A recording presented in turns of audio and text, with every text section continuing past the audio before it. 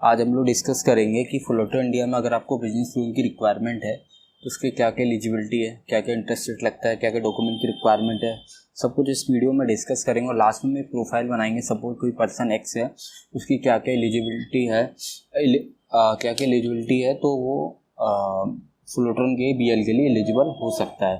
तो हम लोग वीडियो को स्टार्ट करते हैं। सबसे पहले हम लोग डिस्कस करेंगे कि फ्लोटर इंडिया में USP क्या क्या है। फ्लोटर इंडिया बाकी NBFC से डिफरेंट क्यों, इसमें क्या क्या USP है। तो सबसे बेस्ट चीज़ है कि इसमें मिनिमम टर्नओवर 20 लाख की रिक्वायरमेंट है। अगर आप मंथली 1 से 1.5 लाख रुपये कर रहे हो ना, 1 से 1.5 लाख रुपये का अगर ट्रांजेक्शन, तो आप इजीली एलिजिबल हो जाओगे। वो साइड एंटेड ये अलाउ करता है, जैसे लैंडिंग कार्ड और इंडिफी अलाउ करता है। एम प्रोफाइल मतलब मुस्लिम प्रोफाइल, उनको भी लोग करते हैं। पैन इंडिया का ऑलमोस्ट एक्सेस रहता है, बट इनका ये होता है कि जहाँ पे इनकी ब्रांच होती है उससे कुछ एरिया ये लोग कवर करते हैं। 50 किलोमीटर 100 किलोमीटर इस तरह का इनका एरिया रहता है। ये सबसे बेस्ट चीज़ है। ज्वेलर्स प्रोफाइल को भी करते हैं, जैसे आपको पता है ज्वेलर्स को कोई लोन नहीं देता है, इंडिफी करता है। इंडिफी के बाद ये लोग भी ज्वेलर्स को करते हैं। इसके बाद ये लोग, अगर आपके पास 2 साल का ITR है तो ये MSME सर्टिफिकेट को एक्सेप्ट कर लेंगे। सपोज किसी के पास GST नहीं होता है, इसके पास अगर MSME है तो वहाँ पे कंडीशन है 2 साल के उसके पास ITR होने चाहिए, उसके बाद ही ये करता है। नेक्स्ट हम लोग बात करेंगे एलिजिबिलिटी के बारे में कि क्या क्या एलिजिबिलिटी है। तो सबसे पहले हम लोग बात करेंगे कि इन सिविल स्कोर, इनको 700 प्लस सिविल स्कोर की रिक्वायरमेंट रहती है। ये लोग -1 प्रोफाइल को नहीं करते हैं, मतलब जिन्होंने कभी लोन ना लिया हो तो वो लोग उन लोगों को ये लोग लोन नहीं देते हैं। आपका सिविल स्कोर होना चाहिए, कुछ ना कुछ आपकी सिविल हिस्ट्री होनी चाहिए। नेक्स्ट हम लोग बात करेंगे लोन टाइम की। तो ये लोग 48 मंथ तक आपको लोन मिल सकता है। लोन अमाउंट की बात करेंगे, लोन अमाउंट ये 50,000 से 50 लाख रुपए तक का करते हैं। अगर हम एज की बात करें तो एज मिनिमम 25 साल होती है, मैक्सिमम 65 ईयर्स के लोग करते हैं। नेक्स्ट हम लोग बात करें बिजनेस स्टेबिलिटी। इनको कम से कम 2 साल के बिजनेस की रिक्वायरमेंट रहती है। अगर आपके पास GST है तो ठीक है। अगर आपके पास सपोज MSME है, MSME आपने अभी बनवाया हुआ है 6 महीने पहले या जो भी है, बट आपके पास 2 साल का ITR है, तो ये उस MSME को एक्सेप्ट कर लेंगे। मतलब ITR होना मस्त है इसमें। ये लोग 1% company, LLP, private limited, partnership, proprietorship, इस तरह की कंपनियों को एक्सेप्ट कर, ऑलमोस्ट सभी कंपनियों को एक्सेप्टेड करते हैं। इसके बाद हम लोग बात करेंगे इंटरेस्ट रेट के बारे में कि क्या क्या इंटरेस्ट रेट की रिक्वायरमेंट रहती है, वो सब डिस्कस करेंगे। तो हम लोग इंटरेस्ट की बात करें, स्टार्टिंग फ्रॉम जो रहता है वो 22% से 36% रहता है। वो रिड्यूसिंग, ये डिपेंड करता है कि आपकी profile to profile. On average 26 से 28% के आसपास आ जाता है, मतलब जो एवरेज रहता है।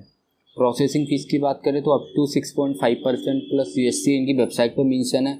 हालांकि इतनी फ़ीस नहीं लगती, हमने जितनी फाइलें करवाई तो उसमें वही 2.5%, 2.5%, 3% के आसपास ही, किसी में 2% लगती है, इतनी लगती है। बट वेबसाइट में मेंशन है तो ये बताना हमारा काम है कि अप टू 6.5 तक इनकी।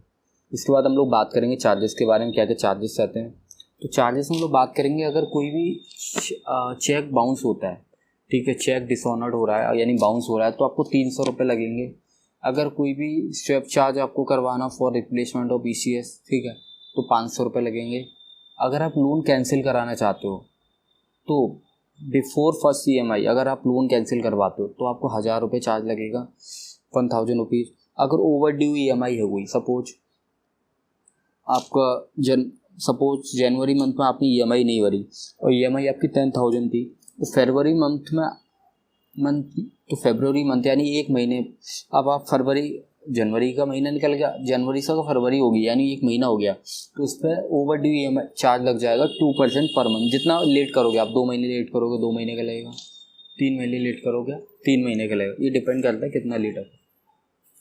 इसके बाद हम लोग बात करें फोरक्लोजर चार्ज की। फोरक्लोजर चार्ज यहाँ पे कितने हैं, तो 0 to 17 EMI हैं तो 7% of the outstanding principal amount. मैं आपको बताता हूँ, आपने कोई 36 मंथ के लिए लोन लिया है, 3 साल के लिए अगर लोन लिया है, अगर आपने मान के चलो कि 10 EMI के बाद आपने सोचा कि मुझे लोन एक साथ बनना है पूरा, मतलब एक साथ पूरा पेमेंट करना है, तो जो भी उस टाइम पे आउटस्टैंडिंग अमाउंट होगा, तो जो प्रिंसिपल अमाउंट होगा यानी इंटरेस्ट हटा के, जो प्रिंसिपल अमाउंट होगा इंटरेस्ट हटा के, उस पर 7% एज ये लोग चार्ज करेंगे।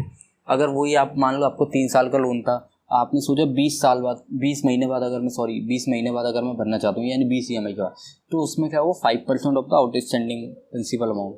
ऐसे ही आप अगर 25 मंथ बाद भरना चाहोगे तो 3%, और अगर आप 36 महीने के बाद भरना चाहोगे 36 मंथ बाद, तो वहाँ पे कोई चार्जेस नहीं लेंगे, जो प्रिंसिपल अमाउंट है वही आपको पेड करना पड़ेगा। नेक्स्ट हम लोग चलते हैं डॉक्यूमेंट के बारे में, क्या क्या डॉक्यूमेंट की रिक्वायरमेंट है।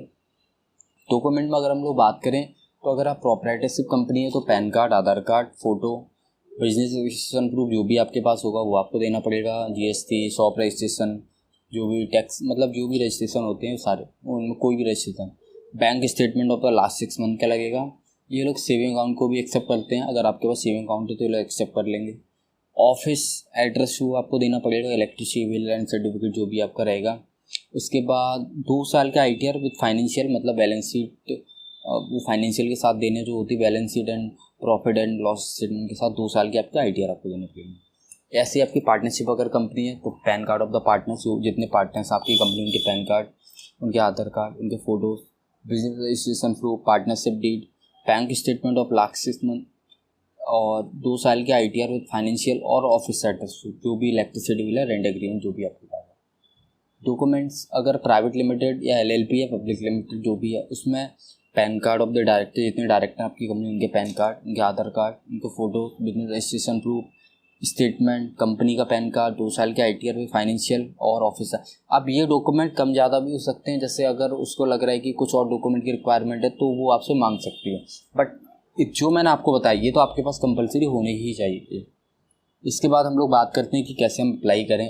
उसके लिए सबसे एक तो आप हमारी टीम से कांटेक्ट कर सकते हो, हम लोग आपके एंड पे फाइल को प्रोसेस करेंगे, जिसमें क्या आपको कोई चार्जेस वगैरह नहीं देना है, हम लोग कोई चार्जेस पे नहीं देना है, बट आपको हमारे थ्रू करते हो तो एक बेनिफिट ये हो जाता है कि हम लोग क्या करते हैं कि आपकी प्रोफाइल देखते हैं कि एक्चुअल में आप इसके लिए एलिजिबल हो या नहीं। फ्लोटरन जैसा होता है कि आप बहुत सारे लोग आप क्या करोगे, आप अप्लाई कर दोगे और सपोज आपकी प्रोफाइल एलिजिबल नहीं है, आप उसके लायक नहीं हो, तो उसमें इंक्वायरी लगेगी। इंक्वायरी अगर ऐसे ही आप 4 जगह अप्लाई करोगे तो 4 जगह इंक्वायरी लगेगी, अब आपका लोन हो रहा होगा तब भी नहीं होगा। तो इसलिए अगर आप हमारे थ्रू कांटेक्ट करोगे तो जब आपको हमें लग रहा है कि आप एलिजिबल हो, आपको हो सकता है, हम तभी अप्लाई करें, अदरवाइज नहीं करेंगे, नहीं तो जो भी कमी होगी आपको बता दी जाएगी। इसलिए आप हमसे भी कर सकते हो, जिसमें कोई चार्जेस नहीं है, ठीक है।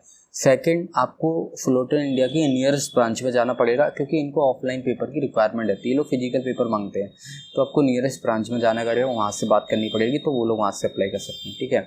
आप हमसे कांटेक्ट कर लीजिए, हमारी वेबसाइट www.avpaisa.com को आप विजिट कर सकते हो, ठीक है।